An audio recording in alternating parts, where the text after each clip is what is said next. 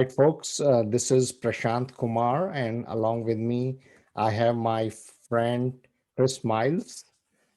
Chris, thank you so much for joining. And just a little bit of introduction about Chris.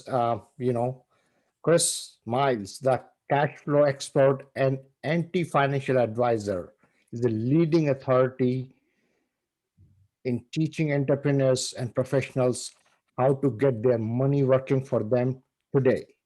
He's an author, podcast host of the Chris Miles Money Show. He has been featured in US News, CNN Money, Entrepreneur on Fire, and has a proven reputation with his company, Money Ripples. He's getting his clients, fast financial results. In fact, his personal clients have increased their cash flow by over $250 million in last 11 years. Chris, welcome to this webinar. And today's topic that we're going to talk is explore how podcasting may bring value to real estate investing. So, I appeared on Chris's podcast a couple of weeks ago. Maybe 2 months ago, and that's the time.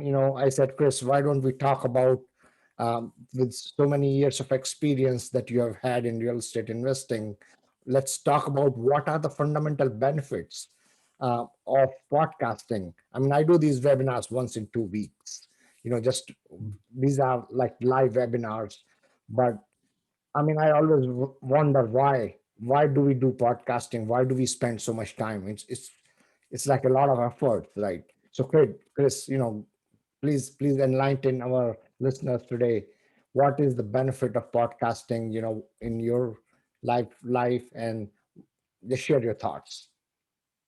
Yeah, podcasting, I never really intended to be, something that was just to be, something to drive people towards real estate, right? I'm gonna give you a background, like you mentioned. I'm an anti-financial advisor, right? So, I'm the one telling people not to buy mutual funds, not to invest in the stock markets, to do more alternative investments and things of that nature that actually allow you to grow your wealth faster, right? And create cash flow now, So, I first started doing podcasting back in 2008. So way back in the day is when I did my first podcast. And it was solely for two reasons. One was, if I died young, do I have something I pass on to my kids? The knowledge I gained, can I pass it on to them before they're old enough to know, right? So something more evergreen. And then two is I wanted something that was, those frequently asked questions from clients where they'd say, hey, what do you think about this, right? Or that.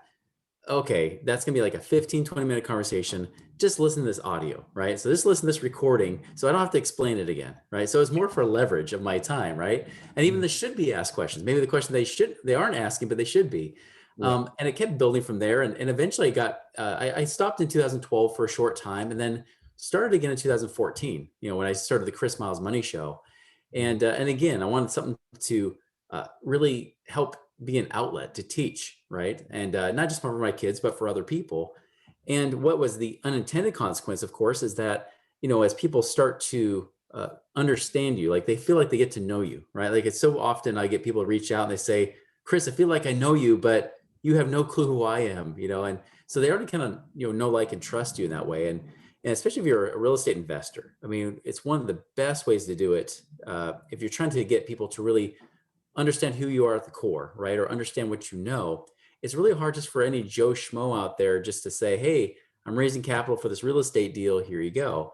But if you're in a place where you can say, listen, like, here's my background. Here's my story. Here's some things I can educate you on and teach you about and gain that trust. They get to a point where they say, you know what? I feel like I can trust this person now, and I think that's one of the coolest things that can happen from podcasting. It's a way to really build a relationship without you having to be one-on-one. It's one to many people, right? Yeah. So no, basically, I understand teaching, right? Yes, teaching is very good, and yes, you are in real estate investing. But I'm still wondering. I'm doing it, but I'm still wondering the amount of time it takes, to do. Once in 2 weeks, that itself is a little bit of time, little bit of an effort for me. But Mhm. you doing the podcasting so regularly for so many years, Yeah. time. How do you basically kind of measure your time's worth in how much time you spend versus any results that you are getting out of it? You know, time wise, it really depends on you. I mean, when I was producing my own podcast, now about a year ago, I started having other people produce it for me. But Hmm. up until then, for really 5 seasons of my show, right? I'm now on season 7. So really, I guess, yeah, 5 full seasons of my show, I was producing it all myself. Yeah. And I spent about, now my episodes are about 20 minutes, give or take, right? So I would spend about 20 minutes or so recording the episode. Maybe I have like a few minutes of prep time. I Yeah. usually just do them one take. I don't try to be perfect. I don't try to make them scripted. I just try to do my best, the best I can. Right. And then after that, then there's a little post production. Like if you have a Mac computer, I just use GarageBand, and it was really easy because all I do is I take that snippet, take Mhm. off the front part that was dead air, and the back part is dead air, right? Hopefully Yeah. not a whole lot in the middle to have to edit. Yeah. And then Hmm. I just put on my intro, my outro, which I paid somebody like a few bucks, like kind of like Upwork or whatever. You can have somebody do that kind of thing where they help you make an intro and outro, and Yeah. voila, you create that audio, and then Yeah. you go and upload it. Like I upload it to Blog Talk Radio. I Uh-huh. use that system. It's even for their nice system, it's $40 a month. So very inexpensive. And maybe takes me 45 minutes total between, recording it, producing it, and then sharing it on social media. So I Right. am including those 45 minutes, even posting it and sharing it to everybody. Right. Right. Now I just hire it out, but it really doesn't take a lot of time to produce an episode. Uh-huh. Now, that being said, here's a key thing is that because this is one thing that my wife was considering too, because my wife also teaches about money in a different format. Hmm. And she's like, maybe I should have my own podcast. And I Hmm. said, you don't have to create your own podcast. You Yeah. can actually just go and be on other people's podcasts. Like Right. Prashant, when you were on my podcast, and I Yeah. emailed you this, I think about a month ago, you Yeah. already have some of the top downloads of all the podcasts of 2021, Oh right? my God. Okay. Which is really cool to see. I mean, you definitely you're probably going to be, if, I mean, depending on what episodes come in the future, when I do my best of 2021, as of Right. right now, you'd be like number 1 or number 2 on Wow. that list. You're Hmm. competing with Rod Cleef. Oh So, my God. Okay. I'm so honored, you're up there. say that. Yeah.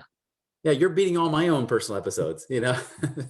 So that's the cool thing is that it doesn't have to be all you. You can be on other people's shows where they're already doing all the work for you. You're just, again, sharing the content and then offering to share it with your outlets, whether it's through your email list or social media or wherever it might be. Right. Right.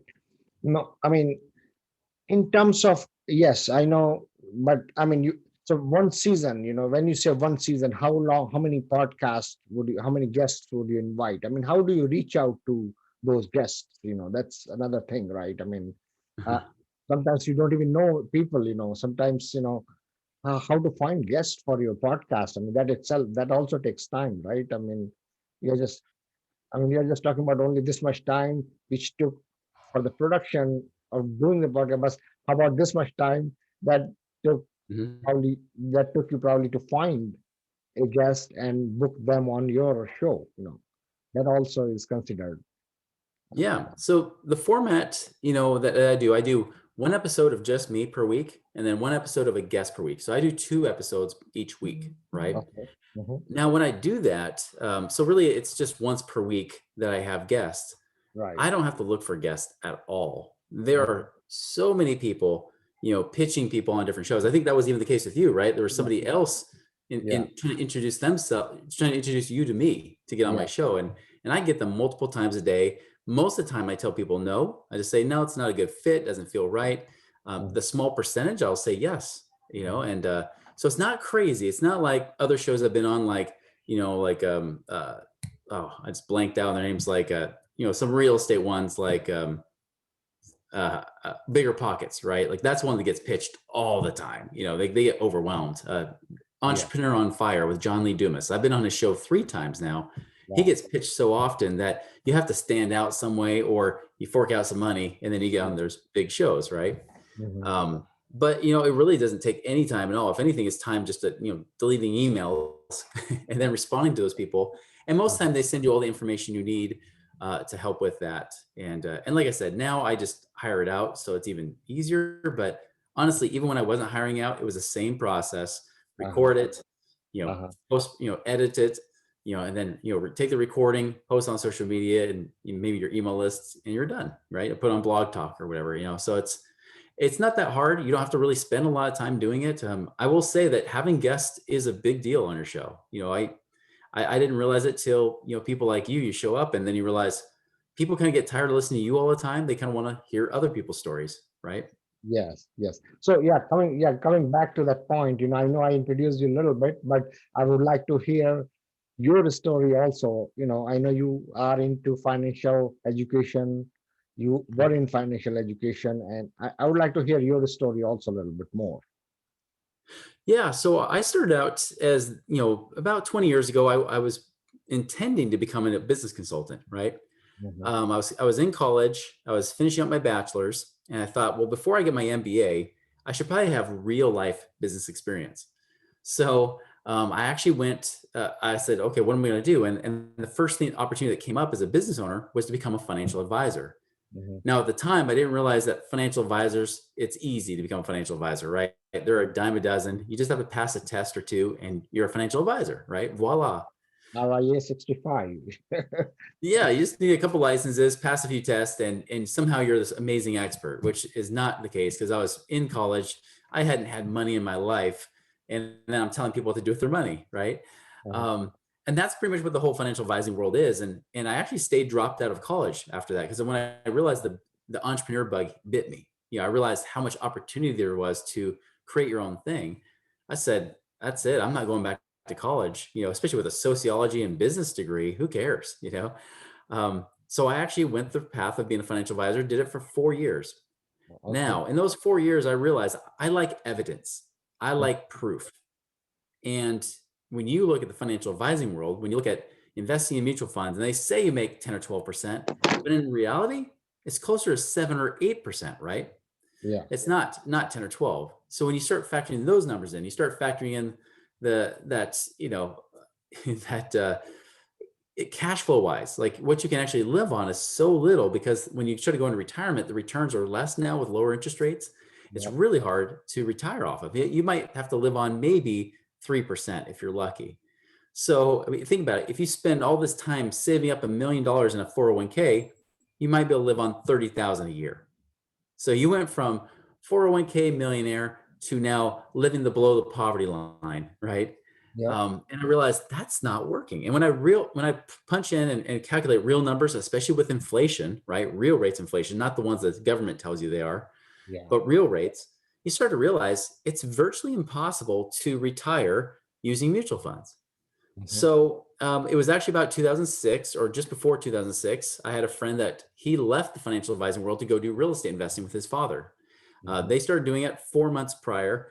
And so I was talking to him on the phone and saying, well, how are things going? He said, Chris, things are amazing. He's like, Hmm. just in the last 4 months, now my dad has doubled his income that he's been creating as a professor at the local university. I Wow. said, like, well, that's ridiculous. That's crazy. No way.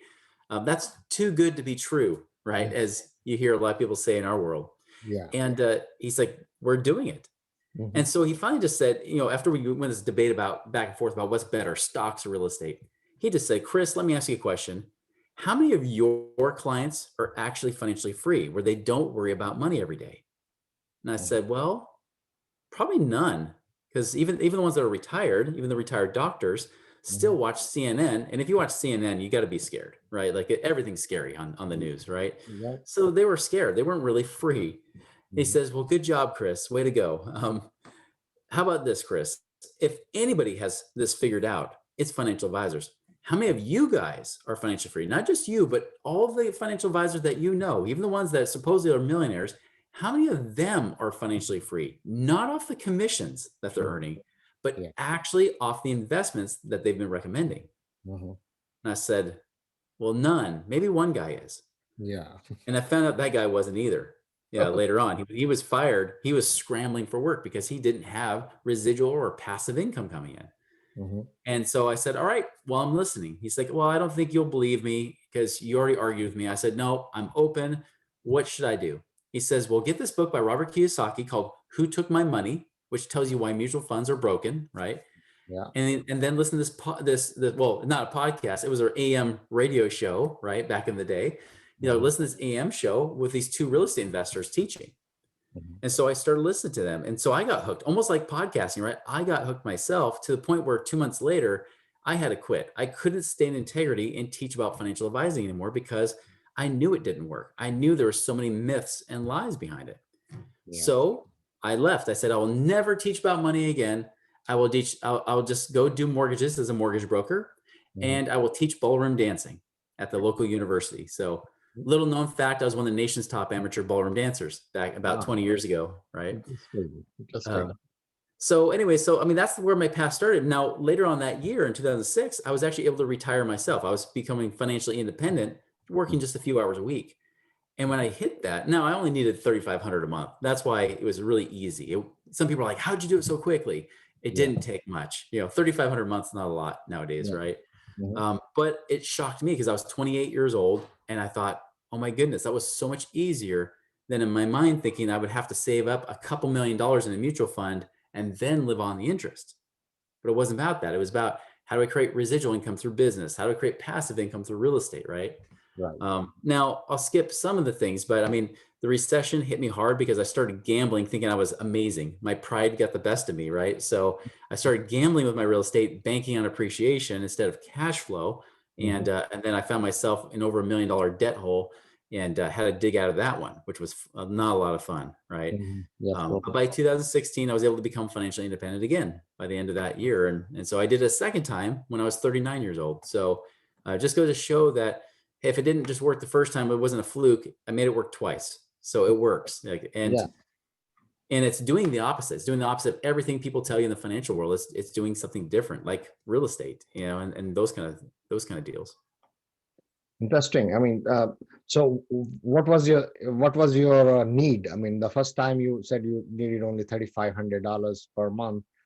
By the time you were 39, how much was that number for you to make financially free, if you don't mind me No, asking? not at all. Yeah, by that time in 2016, I needed about 12,000 a month to be financially independent. I got remarried that year, and my between my wife and my previous marriages, we have Yeah. 8 children. so Okay, good. so we keep busy. So we have a family of 10. Um, Interesting. Very good. yeah, so 12,000 is what it is. And actually, right now, I'm pushing towards the end of this year to hit 30,000. So I said, hey, I want to get more than double that original goal just to create that extra comfort and ease, right? Of just the passive or residual side of income. Mhm. So the folks who have joined us a little late, we are talking to Chris Miles, the great entrepreneur. I mean, I introduced Chris. Long story short, Chris, we are today talking to Chris about what are the fundamental benefits of podcasting in real estate investing.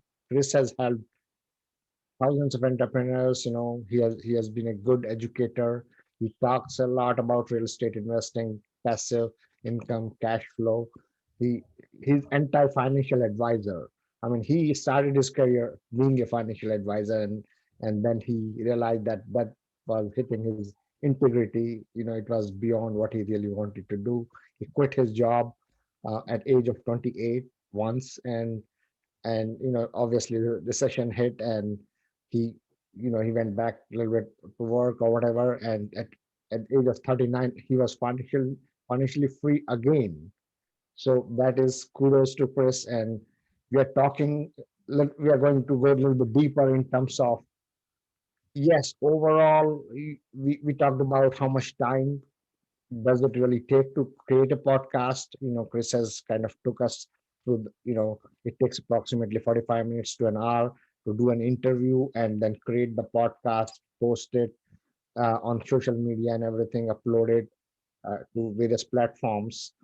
uh, but again, it's a lot of time. I mean, it's a lot of effort, a lot of mental energy also, in terms of talking. I mean, you don't have topics to talk. I mean, like I'm talking to you, I'm not so used to, like every day. I do it once in 2 weeks. I have to think about what should I ask you, right? So, but Mm. all in all, the really real important thing which I'm getting out of this, and Chris, correct me if I'm wrong, is you end up building stronger relationships. That's what Yes. I feel like. I mean, at least I'm feeling that I'm building a lot of stronger relationships, which otherwise I would not have. bit. Like I'm talking to you, you invited me, I'm inviting you, and now we are connected, so to say, at a deeper level. If I call you, Chris, I need you for something, I'm sure you're going Mhm. to pick my phone or return my text message. Uh, Otherwise, it would not happen unless we are like good friends or whatever. So Right. to me, that feels the biggest benefit of being building a relationship. And I mean, the saying goes through: your network is your net worth in real Mhm. estate.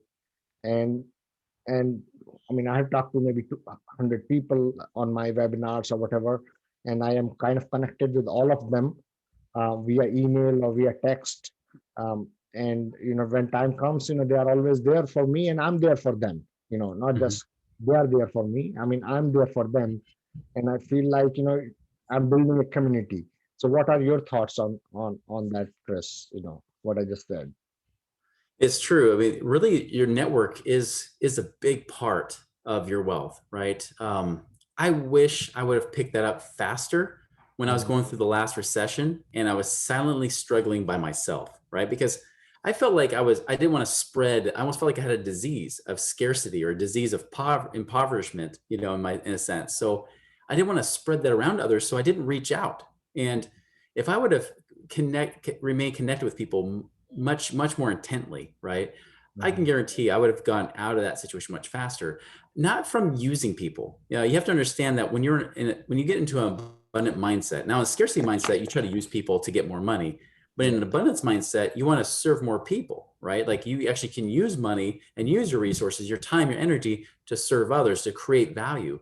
And when you focus on creating value for other people, that is when money is just a natural byproduct, right? When you have a real servant heart, when you really try to serve and solve problems for people, money is just a natural byproduct. You cannot stop money from coming in very easily. I mean, you could just say no, but I don't recommend that. I definitely recommend like allowing that free flow of exchange because exchange creates wealth. And I know within the podcasting world, I mean, definitely people I've interviewed on my show or vice versa interview me on their show. I've become great friends with some of those people, right? With some of those people that are podcast hosts. I'm in a real estate networking group called Collective Genius with some of the best real estate investors in the country. Mhm. And you know what? Even though like I don't purposely try to get business from that group, just the things that I learned from associating with them, from talking with them and getting to know them, I come back being not just a better business owner, but I come back being, and not just a better investor, I come back being a better person, a better husband, a better father. It just up levels my game. And really those relationships, when you have really good, solid relationships with people that are like-minded, especially if they're more servants oriented as well, when they're trying to create value, it's amazing how you're trying to create value for each other. Things just naturally prosper with everything that happens around you. I like your answer, Chris. I mean, the scarcity mindset, when you kind of, took yourself back a little bit, during the recession time, and Mhm. uh, and later on, now you are realizing that had you not done that, you could have come out of it sooner. And that's Yeah. just the nature of human being. If I'm in trouble, I would like to hide myself somewhere in the Hmm. corner and try to solve my problem myself. Me being egoist, my ego, in a way, makes me not to share my problems with others. So, Hmm. but I mean, if you have a different mindset, not that you are asking for money or anything from others, and I'm just talking about myself. um, Hmm. uh, when you are sharing your whatever it is situation with others, and helping others even in that situation, you get it back. I mean, Hmm. it just happens. That's natural, right? When you give, nature is there to take care of you, basically. That's so true. Even during my tough times, even when I started Money Ripples, I had to start something from scratch with a 2-year non-compete, right? With my previous company I'd started. Mhm. And it was a little bit rough to get started, but again, just those relationships, like really, it's not about who you know, it's about who knows you, right? And Yeah, when you show up as a servant leader, when you show up as somebody who's really trying to serve others, you're yeah, powerful in your own gifts too. You still have to be, you can't just be a great person to show up and to serve people, or you might just become known as that person that's just like somebody's, right hand boy, or something like that. But when they do know that, hey, you have a very, a very much a service oriented heart, and then you show up that way, naturally people just want to reciprocate, right?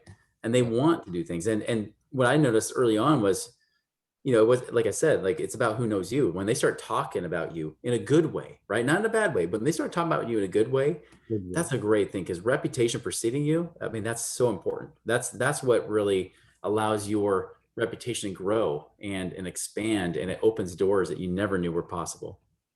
Interesting. Very interesting thoughts, Chris Miles. Again, um, you know, I should have actually named the topic of today's webinar.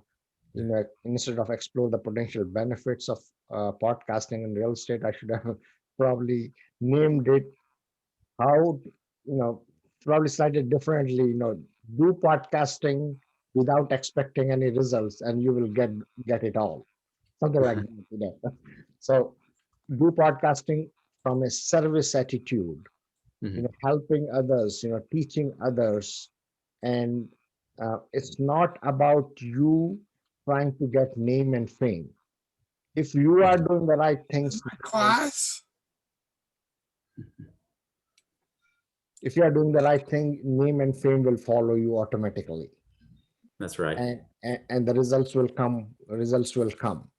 So I mean, overall, it takes whatever time it takes to do the podcasting.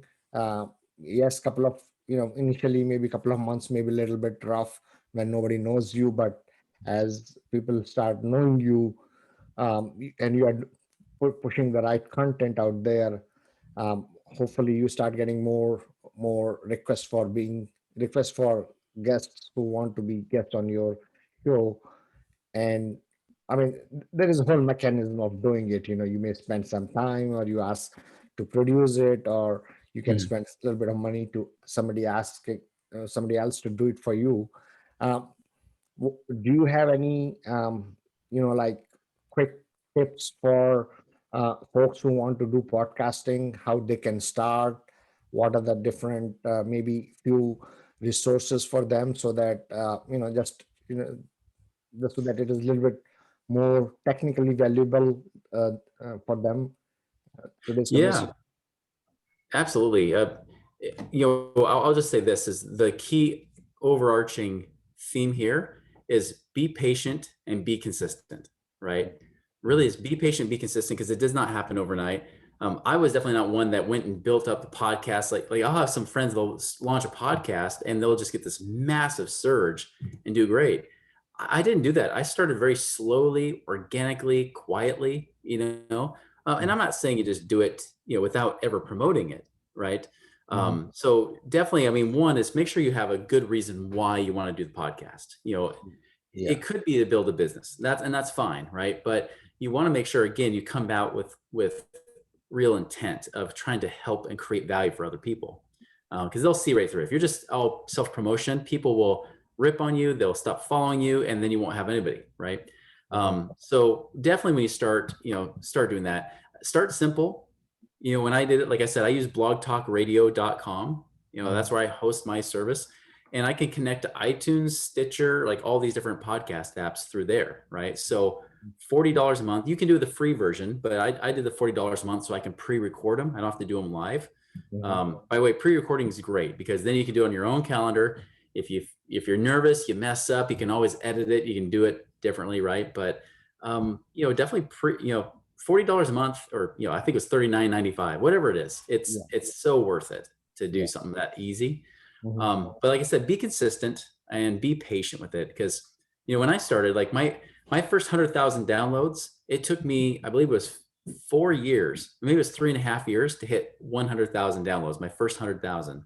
Mhm. Then it took about a year, about 15 months to hit my second 100,000. Right now I hit about 100,000 every 5 months or less, Wow. right? So about 4 to 5 months. So I think now it actually is about 4 months it takes me to hit 100,000. So what used to take 4 years now it takes 4 months, and I'm excited for the day when it'll be 4 weeks, right? And Yeah. and who knows, maybe 4 days in the future. Like that's a beautiful thing, is that it's that get that that what they call that flywheel going, right? It's just like when you pedal a bicycle, you're in that first gear. It's like really hard to get it going, but then after you get it going, it gets easier and easier with the momentum, right? And that's definitely true with anything in business, but definitely with podcasting, that's been the case. Is that gradually, step by step, doors will open. You'll get, I mean, pretty soon you get guests that you want to request to get on your show. Like I had Mike McAllowitz, the guy that's the author of Profit First or The Pumpkin Plan, if you know those books. Yeah, I was yeah, like, you know what, I want to get him on my show. And his people said, yeah, let's get him on your show, and definitely as the show gets bigger, I'm still trying to get Robert Kiyosaki to get on my show naturally, because just for fun, just to yeah, see if he comes on, and he might come on, he might not. We're still trying to work with his people to work that out. I guarantee though, if my downloads get higher, if my popularity goes up, they're much more likely to be flexible, right? yes, yes, So, definitely. but again, it's always in stages. So definitely be patient. Just know that that momentum. It's like an exponential curve. It will feel like forever. And there were times that I felt like I was talking to myself. So don't get discouraged if you feel like you're talking to yourself, because I felt the same thing. I almost quit my podcast several times. And I'm telling you, if I had quit my podcast, I probably would have cost myself millions and millions of dollars over just the last couple of years. Wow. So keep it going. It's really worth it. So start simple, have a theme, start with something like Blog Talk or whatever you want to use. And just start promoting it. Even just promoting your own circles. If you have an email list, promote it there, your social media. But again, one of the best ways to promote it is also get good guests that they will also promote it for you, so they can start to give you more followers. Right, right. No, very good, Chris. Um, uh, I guess I'm the only one person, and who did not know about podcasting until like a year ago. I never did podcasting. I never did any webinars, Hmm. and I enjoy talking. I enjoy talking to people, folks, and I enjoy coming on the camera, and I love it. When I come, it's like my heart is racing, to talk more and try to help and give value. So if you Yeah. have a little bit of that in your heart, consider doing the podcasting in whichever area. Whatever. Is the real. Fortunately, we are real estate investors, so we like to talk about real estate investing and helping Mhm. folks in that fashion. But whatever is your skill set, you start talking about that. Whatever you are passionate about, start talking about it, and be consistent over a period of time. I guess that thing will change. To me, I I'm an introvert person, and I always wanted to come out of myself, and it has changed my personality. I mean, Mhm. I've talked to you on your show. I'm excited like hell when I talk to somebody else on their show, and vice versa also. I was very introvert. I'm still an introvert, but yes, I'm pushing myself out. And there's nothing wrong to be an introvert, nothing wrong Mhm. to be shy, uh, camera shy or whatever. But Mhm. the good thing is, if you are in a business where your livelihood depends on your network basically, Mhm. there you need to talk. You have to get yourself out.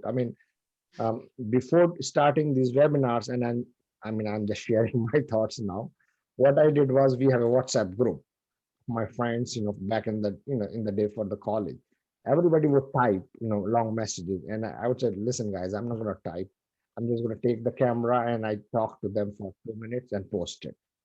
And Mhm. they said, what the heck you are doing why the heck you are talking to the camera?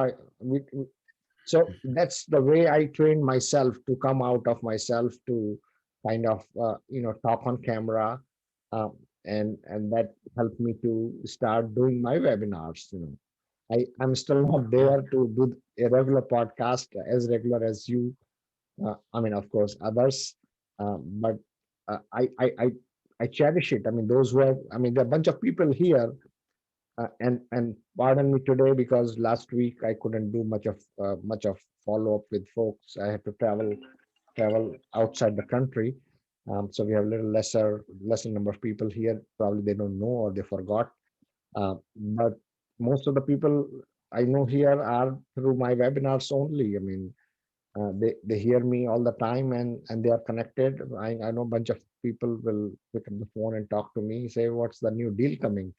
So Mhm. that happens all the time. when I started doing these webinars, first deal I funded was only through the friends whom I was connected through my webinars. I mean, that was amazing thing. I was just doing it. Yeah. I was just teaching real estate just like that every week, every 2 weeks. And those who connected with me even before the session and whatever deal I did, I the friends whom I connected during my webinar period, uh, and they were the ones who funded my deal. And I was like, man, this is amazing, because I'm already friends with those people, and that's why they are there, and I'm building my reputation. Not that that's what I wanted, but it happened. To your Mhm. point, you are building your network. So all in all, I mean, these are good benefits. I'm pretty sure you agree with them. um, Chris, anything else that you want to share with our listeners? I know you are on vacation today and you have taken time, and I really appreciate you for your time today. Is there anything Yeah. else that you can share with the folks on the call today? Yeah, I say play to your strengths. You mentioned even being introverted a little bit, and you know what? I'll tell you, I'm actually introverted as well a little bit. Like I'm kind of an extroverted introvert, right? Where I'm still social. I'm not antisocial. I like being with people, but I have my limits, right? Like I like to be with people, and then I like to detach. And I'll tell you, some of the best speakers in the world are also introverted. Guys like Les Brown, like very famous motivational speaker, complete introvert, right? Mhm. Some of these speakers, they're like amazing on stage and they're awkward in person. Like I've met many of them thinking, wow, if you want to get to know them, just watch them up on stage. 'Cause that's when they open up and then they go back and they're like this. Mhm. So go with your strengths. If you're extroverted, great, be extroverted, like go with that. If you're introverted, it's not a problem because a lot of times people say, yeah, like I just noticed, I feel like you're really sincere, right? Like I feel like you're telling the truth. And either way, play to those strengths and enjoy it. And I'll share one last story. I mentioned I've been on Entrepreneur on Fire 3 times, right? Mhm. Pretty big podcast in the business space, right? Mhm. And that one, it's interesting because I've been on, twice it's aired. The third time hasn't aired yet. It doesn't air till May, right? Mhm. I'm actually really excited to see what happens because the first time I went on, right? I remember driving people to my website and immediately, like within a 24-hour period, there were like 200 people that started following me all of a sudden, right? Mhm. And from that, I can directly attribute about $40,000. Now, to get on that show the first time, I actually co-authored a book with John Lee Dumas and Tim Ferriss, the author of the 4 Hour Work Week. Mhm. I did that. That was my door to get in. I was like, I'll pay $2,000 just to get into this book, so then Mhm. I can actually get in with John Lee Dumas. And then I got on a show as a direct connection there, right? Uh-huh. Well, already that 2,000 turned into 40. I thought that's worth it. So I Wow. got on a second time in 2016. So it was 5 years ago it aired. Mhm. That I can tell you from the last 5 years of that episode airing, I have probably made at least $3 million because of that episode. Wow. One episode, $3 million that can be directly attributed to people that I met because of that episode. Mhm. So I'm pretty excited to see what number 3 does, right? Yeah. Maybe that gets in the tens of millions. Who knows? Yeah. But I'm just telling you that, sometimes it's always little efforts, right? Little things that you do, and it takes patience. But I'm telling you, like podcasting is a great way to connect with people, whether it's video, audio. I do both because I Mhm. know some people are visual with YouTube. Some people are just audio, which is great because they're driving to work. They can just listen to it. Yeah. Or you do both, right? You watch YouTube or you use YouTube, you play it on audio so you can hear it.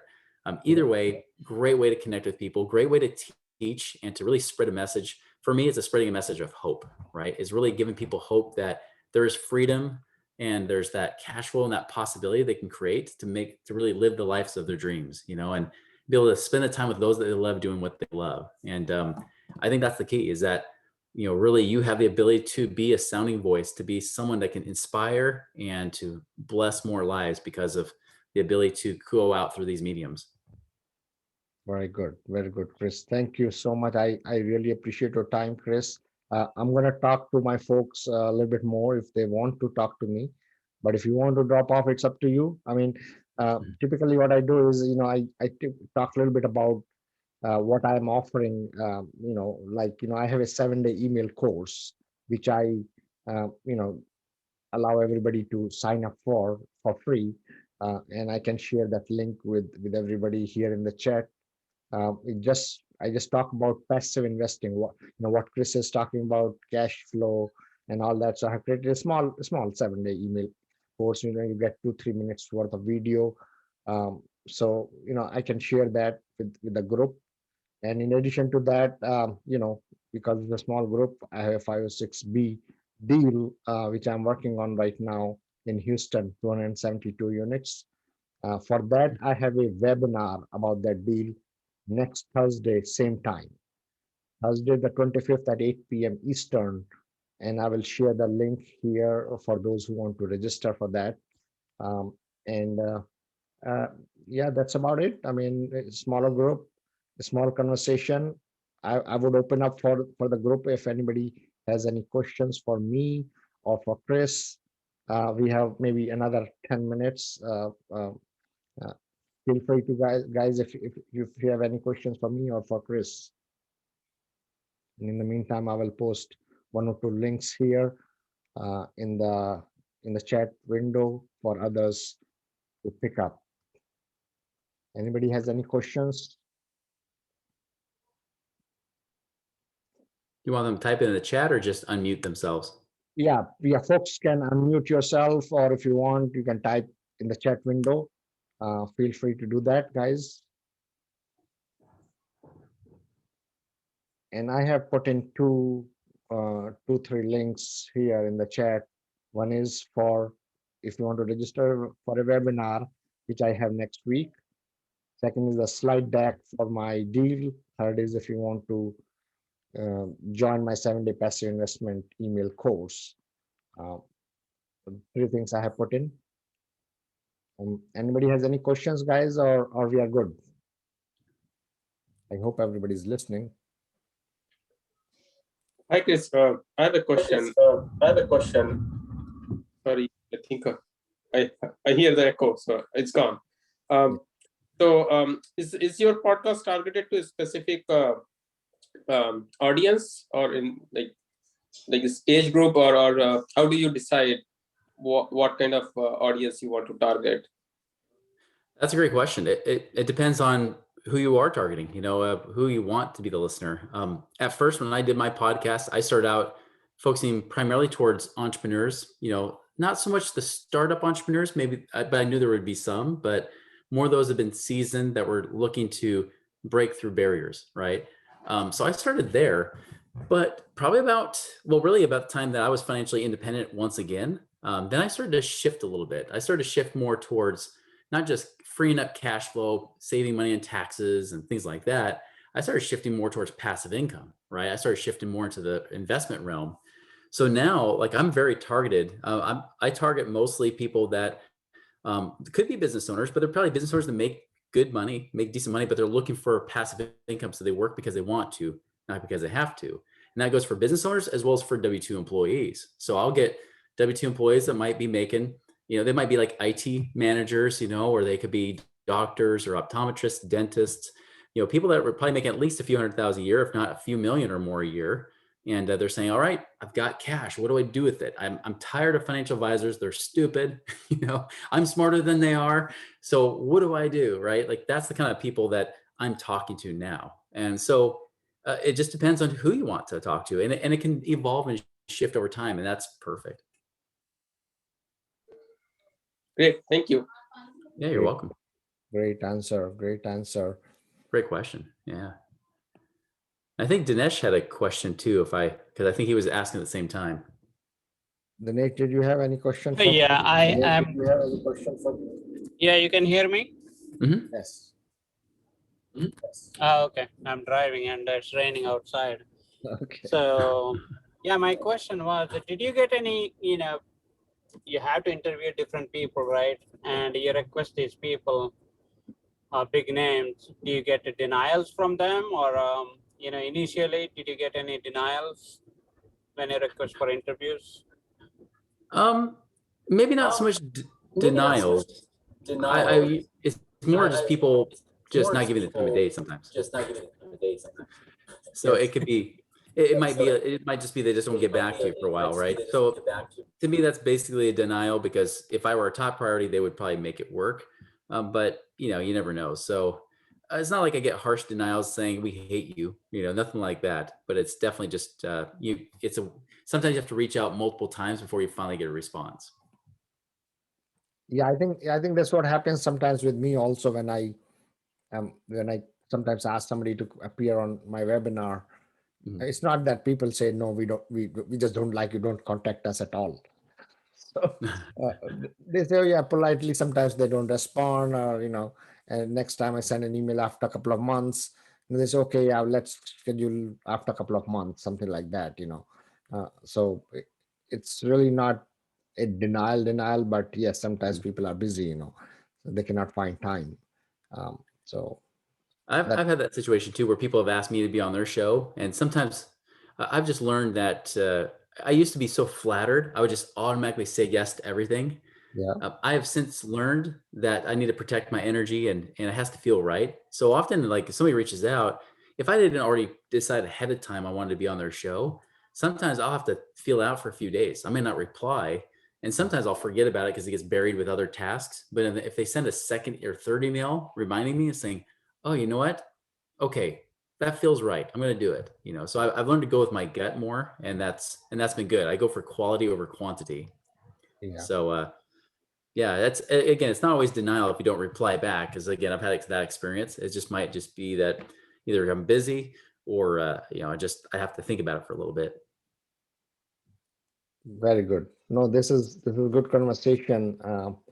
The fundamental benefit, as we talked multiple times today, is building your relationships, building your network, and your network is your net worth. That is the key Mhm. in this business. Um, and not that you are doing it for that, you are doing it what feels right to you, right? I mean, you are doing it Mhm. because you like doing it, and you like to connect with people, not that you follow them, let them follow you. That's what really the goal is. And Mhm. that can come out only with the genuine interest. If you are trying to fake it, as Chris says, it's not going to work out. You can fake it once, you can fake it twice. The third time you are going to fell apart. You're going to fall apart. So Mhm. very good conversation. I definitely I got a lot out of this conversation. Chris, thank you so much. Thank Uh, you so much. uh, Yeah, great. thank you. Really Yeah, appreciate being on. thank you. I appreciate being on.